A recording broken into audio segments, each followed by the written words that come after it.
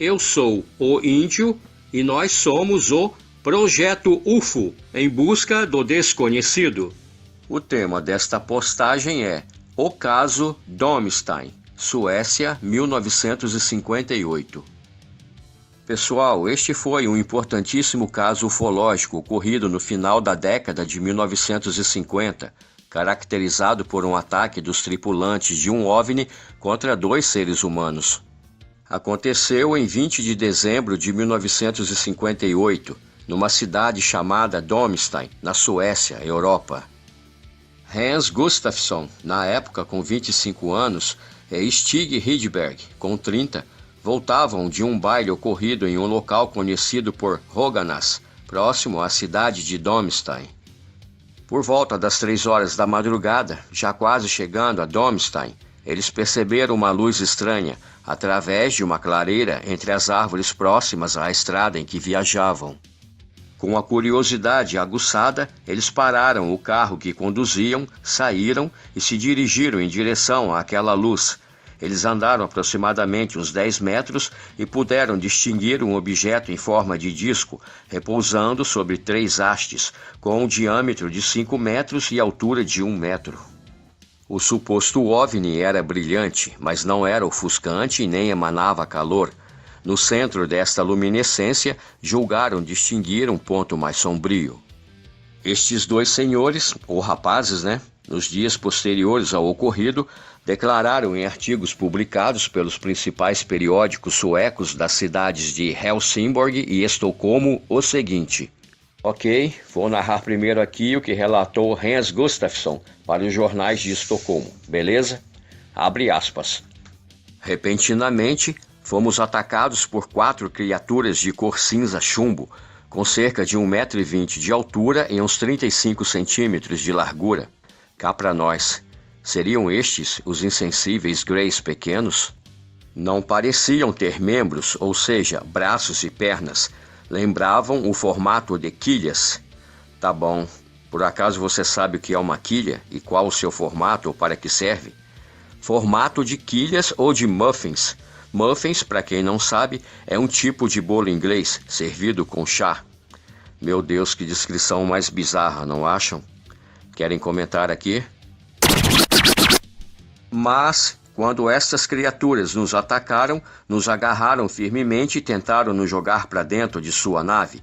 Era difícil nos defendermos delas porque não podíamos enfrentar estes seres que tinham a consistência de um bloco de gelo. Quando tentei me desprender de um agarrão, meu braço direito mergulhou até o cotovelo para dentro de uma delas, que fediam como velhos pântanos. Fecha aspas. Muito bem, agora vou narrar o que relatou Steve Rydberg para os mesmos jornais de Estocolmo. Abre aspas. Em um momento, os 4 seres se lançaram contra mim. Ainda é difícil, atualmente, tentar explicar isto a mim próprio, mas tive a nítida impressão de que estas coisas podiam ler os meus pensamentos. Na fração de segundo que precedia o momento de cada ataque meu, os seres o paravam, antes que eu pudesse desferi-lo. Não possuíam grande força física, mas estavam bem treinados para lutar.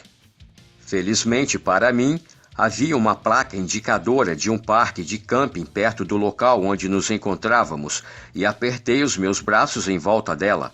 Era a minha única chance de não ser jogado para dentro da nave deles.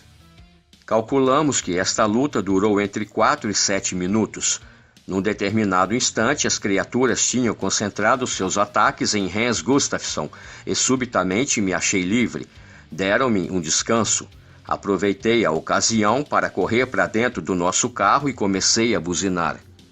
Olhei através do para-brisas e vi Hans tentando subir num poste e aquelas criaturas todas agarradas a ele para que se desgrudasse. Hans se agarrava ao poste e os seres o puxavam horizontalmente. Logo que a buzina começou a fazer barulho, deixaram-no e ele caiu no solo, o que lhe causou um ferimento.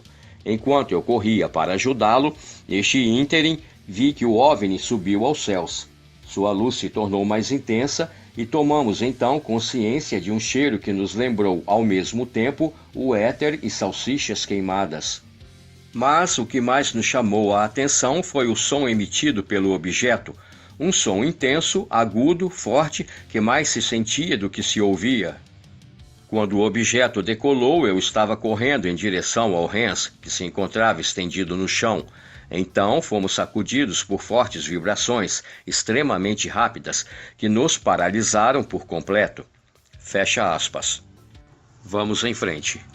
Hans Gustafsson calculou que a nave zarpou do local descrevendo uma curva acima de uma lagoa próxima. Contudo, Stig Rydberg pensou que ela subiu reto, em direção ao céu.